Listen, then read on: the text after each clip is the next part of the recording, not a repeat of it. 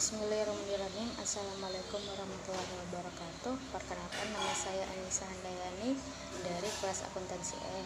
Kali ini saya akan menjelaskan mengenai materi inflasi sebagai pemenuhan tugas final mata kuliah Pintar Ekonomi. Yang pertama itu kita akan bahas mengenai pengertian inflasi. Apa itu inflasi? Inflasi adalah proses kenaikan harga barang dan jasa secara umum dan terus-menerus. Nah, kenaikan harga dari satu barang ataupun dua barang saja tidak disebut inflasi kecuali bila kenaikan tersebut meluas kepada atau mengakibatkan kenaikan sebagian besar dari harga barang-barang yang lain. Nah, akibat inflasi secara umum adalah menurutnya daya beli masyarakat karena secara tingkat pendapatannya juga menurun. Yang kedua, jenis inflasi menurut sifatnya. Laju inflasi dapat berbeda antara satu negara dengan negara yang lain atau dalam satu negara dalam waktu yang berbeda. Atas dasar besarnya laju inflasi maka dapat dibagi menjadi 4 kategori, yaitu yang pertama merayap atau rendah creeping inflation, yaitu inflasi yang besar kurangnya dari 10% per tahun. Yang kedua itu inflasi menengah atau galloping inflation. Inflasi menengah ini besarnya antara 10 sampai 30%. Yang ketiga, inflasi berat atau high inflation. Nah, yaitu inflasi yang besarnya antara 30 sampai 100% per tahun. Yang terakhir, inflasi sangat tinggi atau hyperinflation, yaitu inflasi yang ditandai oleh naiknya harga secara drastis hingga mencapai 4 digit di atas 100%. Yang kedua itu berdasarkan sebab inflasi dibagi menjadi dua. Yang pertama, inflasi permintaan atau demand pull inflation. Inflasi ini timbul karena adanya permintaan masyarakat yang terlalu tinggi pada suatu barang. Yang kedua itu inflasi biaya atau cost push inflation. Inflasi ini disebabkan turunnya produksi karena naiknya biaya produksi. Nah, kenaikan biaya produksi ini dapat ditimbulkan oleh beberapa faktor, diantaranya yang pertama, tidak efisiennya perusahaan.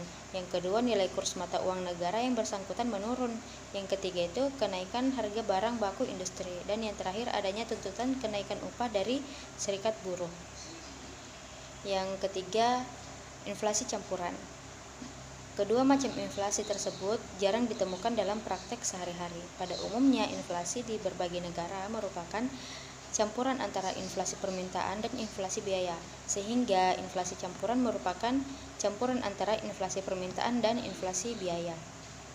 Selanjutnya, berdasarkan asalnya inflasi dibagi menjadi dua, yaitu yang pertama, inflasi yang berasal dari dalam negeri atau domestic inflation. Hal ini biasanya terjadi karena adanya defisit dalam pembiayaan dan belanja negara yang terlihat pada anggaran belanja negara.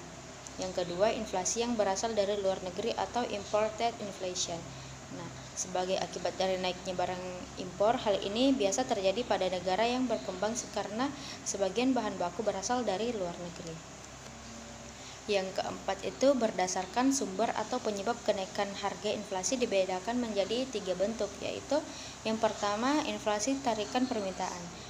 Kenaikan harga-harga barang yang disebabkan oleh pertambahan pengeluaran yang besar yang tidak dapat dipenuhi oleh kemampuan memproduksi yang tersedia. Yang kedua, indeks inflasi desakan biaya.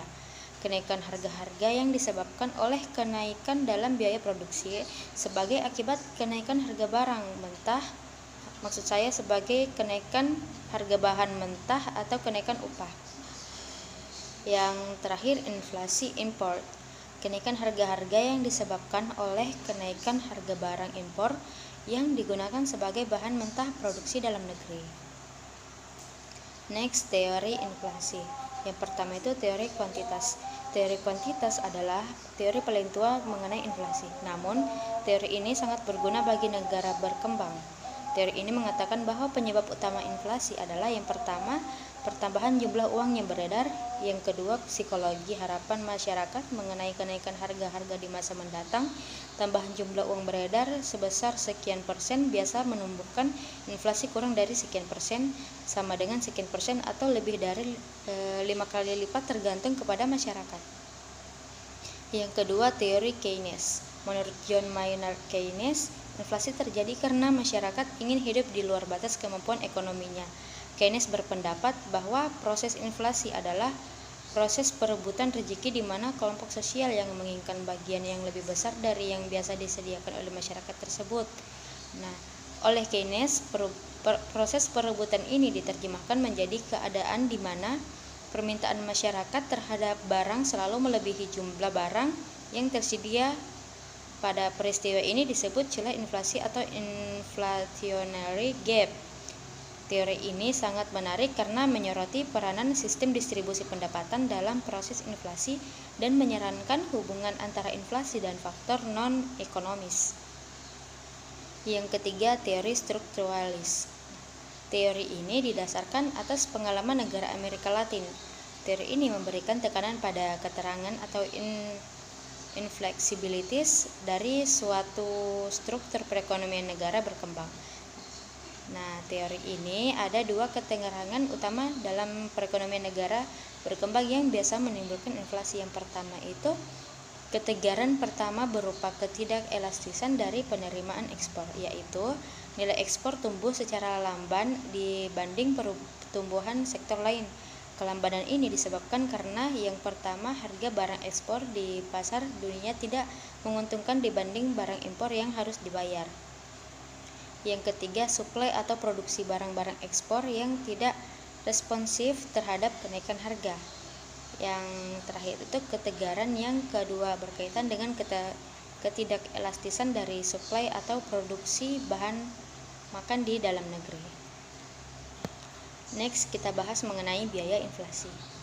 Biaya inflasi yang muncul disebabkan karena hal-hal berikut. Yang pertama, sole leather cost, yaitu biaya kulit sepatu.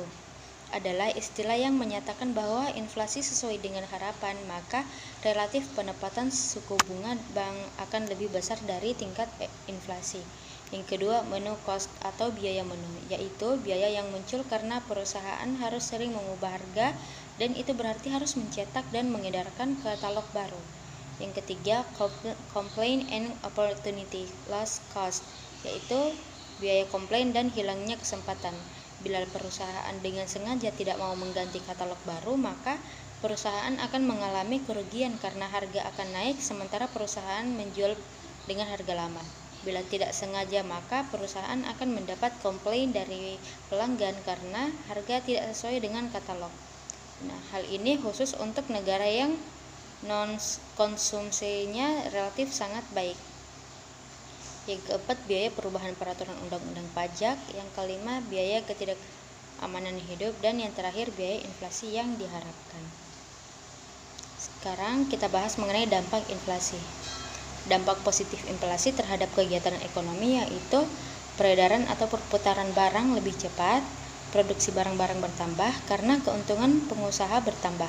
Yang ketiga, kesempatan kerja bertambah karena terjadi tambahan inflasi atau investasi. Yang keempat, pendapatan nominal bertambah tetapi real berkurang karena kenaikan pendapatan. Sedangkan dampak negatif inflasi terhadap ekonomi yaitu harga barang-barang dan jasa naik, nilai dan kepercayaan terhadap uang akan turun atau berkurang, menimbulkan tindakan spekulasi, banyak proyek pembangunan macet atau terlantar, dan kesadaran menabung masyarakat berkurang. Next, cara untuk mengatasi inflasi. Yang pertama itu kebijakan moneter. Kebijakan moneter mengatur jumlah uang yang beredar. Salah satu komponennya adalah uang giral. Uang giral dapat terjadi dalam dua cara, yaitu seseorang memasukkan uang kas ke bank dalam bentuk giro dan seseorang memperoleh pinjaman dari bank bentuk giro. Yang kedua ini lebih dibahas mengenai inflation. Bank sentral juga dapat mengatur uang giral dengan menaikkan cadangan minimum sehingga uang beredar lebih kecil. Cara lain yaitu menggunakan discount rate. Yang kedua, memperlakukan politik pasar terbuka atau jual beli surat berharga. Dengan menjual surat berharga, bank sentral dapat menekankan perkembangan jumlah uang yang beredar. Cara untuk mengatasi inflasi yang kedua yaitu kebijakan fiskal dengan cara pengurangan pengeluaran pemerintah serta menekankan kenaikan pajak yang dapat menekan perkembangan jumlah uang yang beredar. Yang keempat, kebijakan yang berkaitan dengan output dengan menaikkan jumlah output, misal dengan cara kebijakan penurunan biaya masuk sehingga impor barang meningkat. Bertambahnya barang di dalam negeri cenderung menurunkan harga. Yang selanjutnya, kebijakan penentuan harga dan indexing dengan penentuan ceiling harga, serta mendasarkan pada indeks harga tertentu untuk gaji atau upah. Kalau indeks harga naik, maka gaji juga naik. Begitu pula kalau harga turun. Selanjutnya itu sanering. Sanering berasal dari bahasa Belanda yang berarti penyehatan, pembersihan reorganisasi. Kebijakan sanering antara lain yaitu penurunan nilai uang, pembekuan sebagian simpanan bank dengan ketentuan bahwa simpanan yang dibekukan akan diganti menjadi simpanan jangka panjang oleh pemerintah. Yang terakhir yaitu devaluasi. Devaluasi adalah penurunan nilai mata uang dalam negeri terhadap mata uang luar negeri. Jika hal tersebut terjadi, biasanya pemerintah melakukan intervensi agar nilai mata uang dalam negeri tetap stabil. Kesimpulan dan saran. Inflasi adalah gejala di mana harga-harga barang naik secara umum dan terus-menerus. Faktor penyebab inflasi adalah jumlah uang yang beredar, defisit anggaran, dan belanja negara. Cara mencegah inflasi yaitu dengan melakukan kebijakan moneter, kebijakan fiskal, kebijakan yang berkaitan dengan output, kebijakan penentuan harga, dan indexing. Cara mengatasi inflasi yaitu yang pertama, peningkatan tingkat suku bunga, penjualan surat berharga, peningkatan cadangan kas, dan pengetatan pemberian kredit. Itulah hasil presentasi dari saya. Kurang dan lebihnya mohon dimaafkan. Wassalamualaikum warahmatullahi wabarakatuh.